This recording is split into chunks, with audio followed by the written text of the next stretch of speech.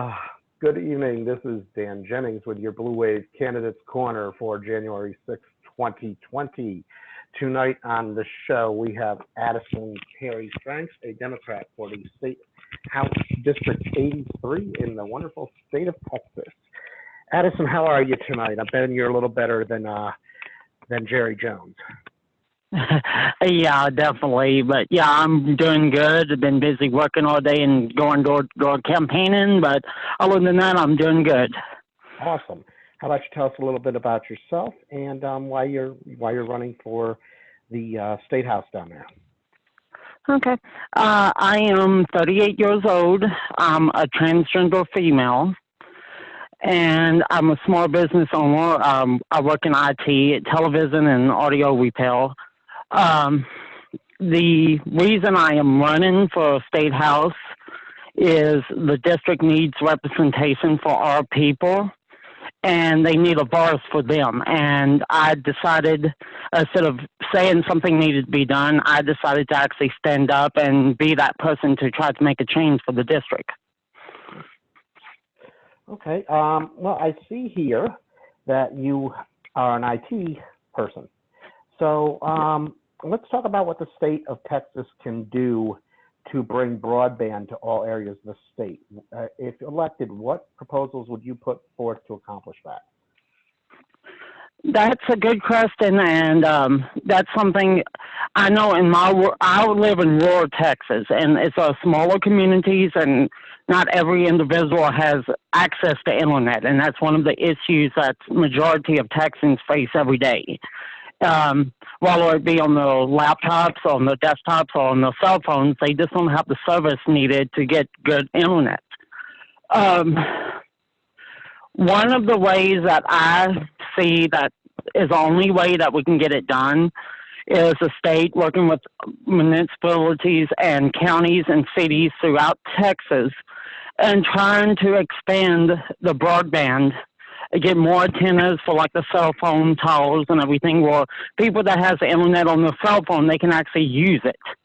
For the computers, homes, businesses, stuff like that, we need to figure out a way to expand the reach of not only DSL, but broadband for like cable or satellite or something at an affordable rate.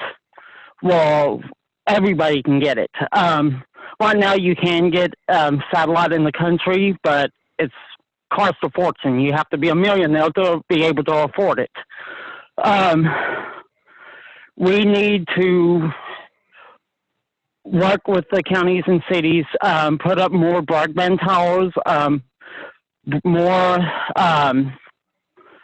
cell phone towers for the cell phone usage. That way there's not dead spots and out in the country and can't access cell phone or internet.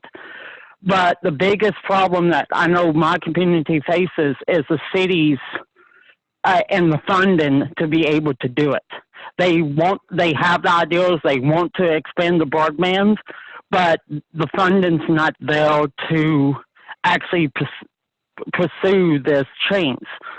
And one of the things that I think that state can do is allow the funding to go to these cities to expand the broadband. So the state can somehow fund these ideas of expanding broadband and give the cities and counties the funding they need to expand it. Okay. Recently, especially in the southern states, we have seen a battle for women's rights and women's health care. With anti-abortion laws being passed in Alabama, Missouri, Mississippi, and even recently 3 of the southern states plus South Dakota filing a lawsuit to prevent passage of the ERA. If elected, what will you do to combat these issues? Okay. That's a good question. I just briefly had an interview about women's choice and pro-choice rights. I am pro-choice myself, so I believe that it's a women's right to choose what they do with their bodies.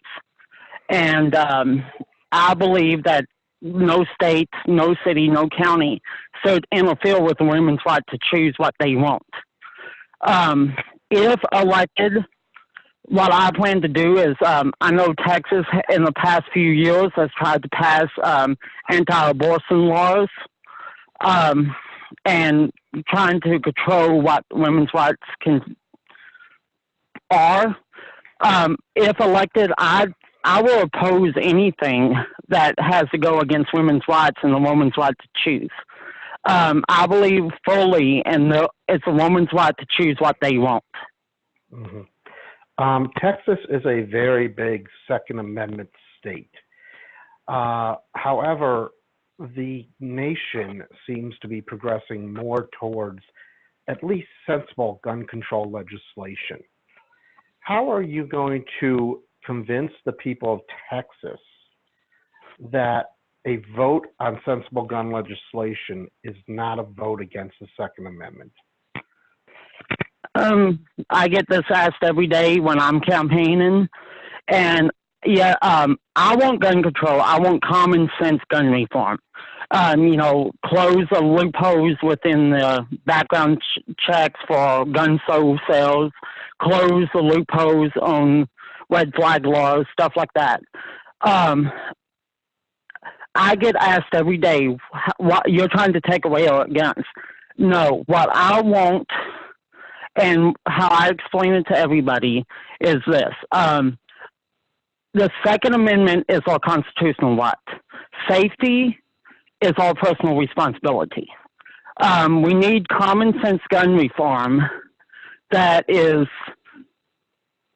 for gun owners. I mean, every legal citizen, every legal person, they're entitled to gun ownership.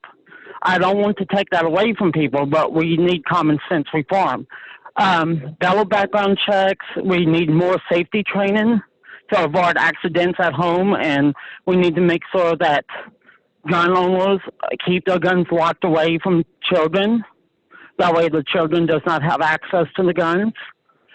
And we need to be able to allow the doctors to let the state know who is unfit to own a weapon without having to worry about crossing a line by saying, okay, this person does not need to own a gun. I fully believe in the Second Amendment myself, but there's ways that we can reform the system to allow gun ownership, but to keep the guns away from the criminals and the mentally unstable.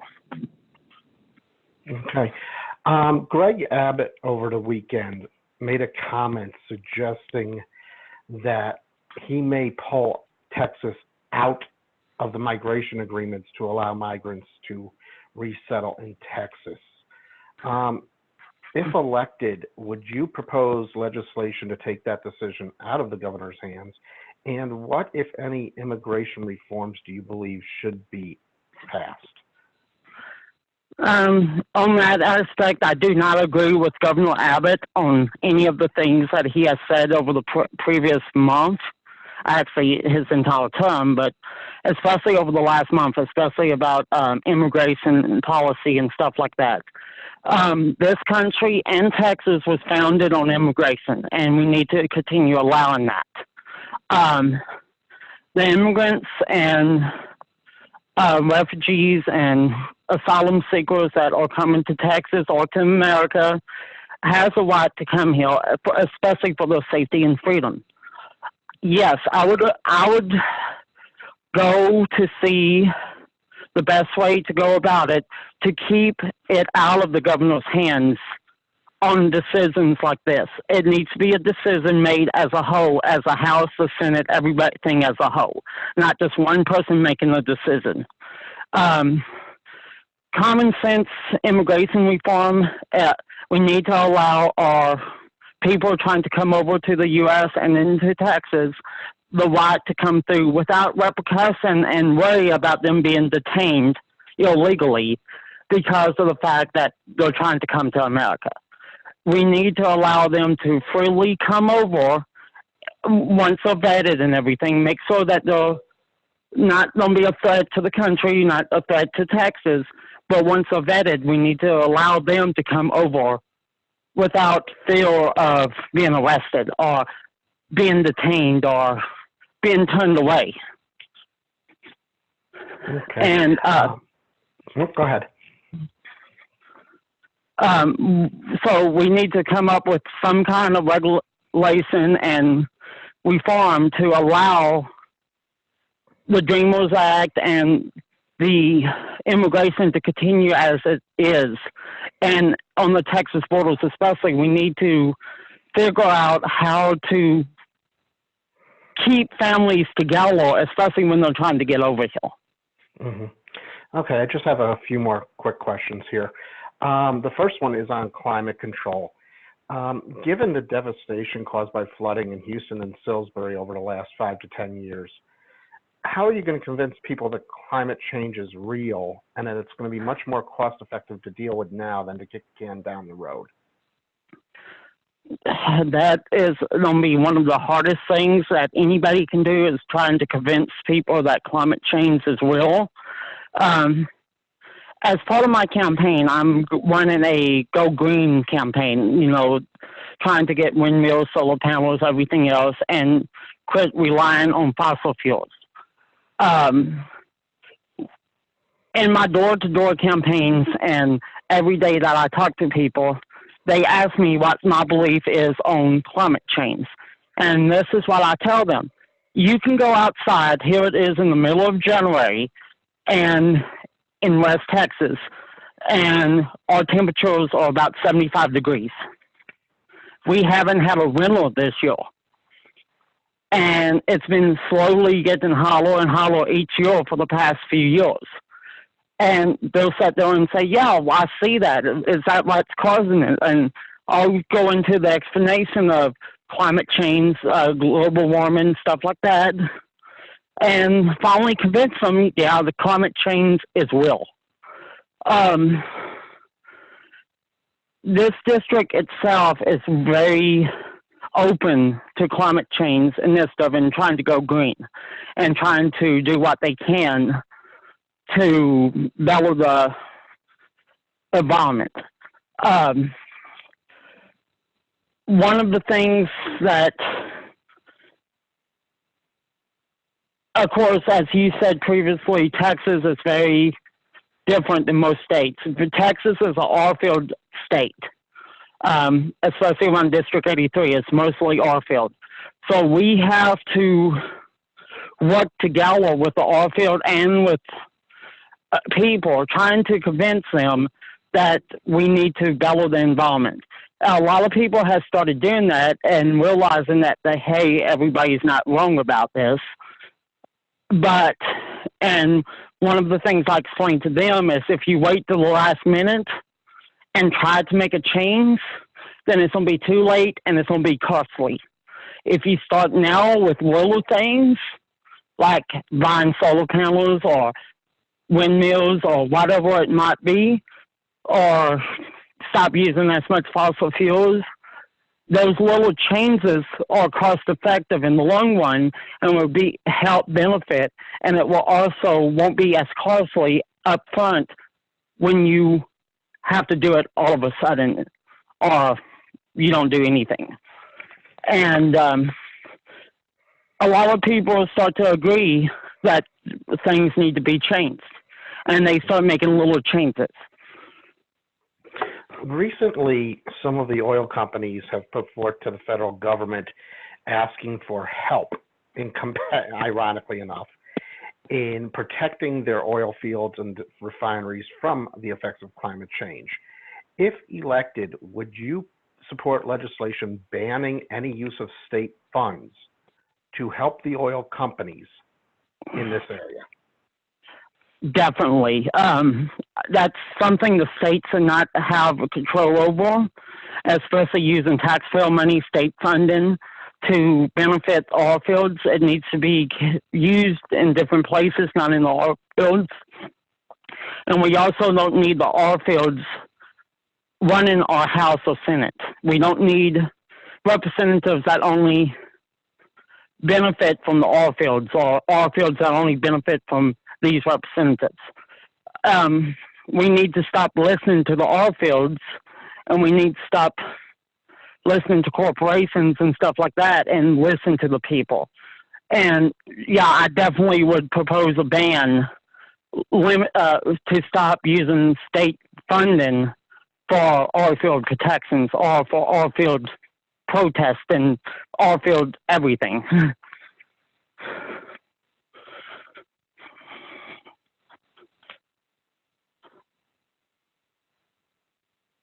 Hello? Okay, there we go. Nah, I forgot to hit the unmute button. On to education real quick, and then I'll have one final question. What is your position on charter schools? Charter schools are a Crestwood thing around this area, and it's Crestwood to me also. I don't think that taxpayer funding, state funding, should go to charter schools or tax vouchers, school vouchers, stuff like that. I don't think it should be state funded. I don't believe that it should be taxpayer funded. I believe in a public school system and education on the public school level. I believe in the Illinois education system as a whole throughout Texas as a public school and giving the teachers the resources they need to be able to teach and educate our children. Some areas I can see where a charter school could be good, but in other areas of the state, charter schools would be a bad idea. The public school system is a majority of what citizens want, and that's what we need to do is listen to what the citizens want and need, and not use state funding or their taxpayer funds to fund stuff, schools, charter schools that they don't want. Sure. Okay, my final question is going to be on justice reform, specifically bail reform. On January 1st here in New York, bail reform went into place. And what is happening is there's a lot of controversy because people who probably should not be released on their own recognizance, such as attempted bank robbers, and I believe there was a anti-Semitic attack down in New York City by a woman, because they meet the qualifications for being released on recognizance instead of having to come up with bail, they've actually been released. So my question to you is, what is your position on bail reform? Several cities in the state of Texas has did their own legislation and policy on bail. Houston, San Antonio, and some of the larger cities has went away with cash bail. It has to be a bond. And I agree wholly that there are people that shouldn't be allowed out on bail that due to the guidance and the guidelines that they're allowed to get out on bail. And even in my hometown, that happens quite a lot. And the system needs to be changed to make sure that only the people that is not a threat to society and is not a threat to the community are the ones that are allowed out on bail. And to be quite honest, I don't really like the cash bail system. I think it should be a bond that you have to pay the county clerk or something instead of using bail bonds and doing a quarter of the bail. Because right now in Texas, somebody could have a $10,000 bail, but they only have to pay $2,000. Mm-hmm.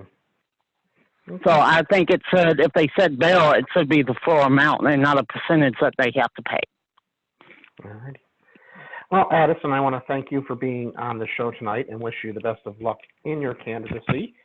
And, good luck to you. I hope, we'll be watching. And if there's anything else we can do to assist in getting information out or after the primary, when is your primary, by the way? March 3rd, 2020. March 3rd. If after the primary you make it to the general election, we can follow up with another interview if you'd like. Okay, that will work perfectly. Thank you. You're very welcome. All right, this has been the Candidates Corner with Dan Jennings, our guest tonight. Running for the State House District 83 in Texas was Addison Perry Franks. And as always, folks, we remind you, don't just comment, act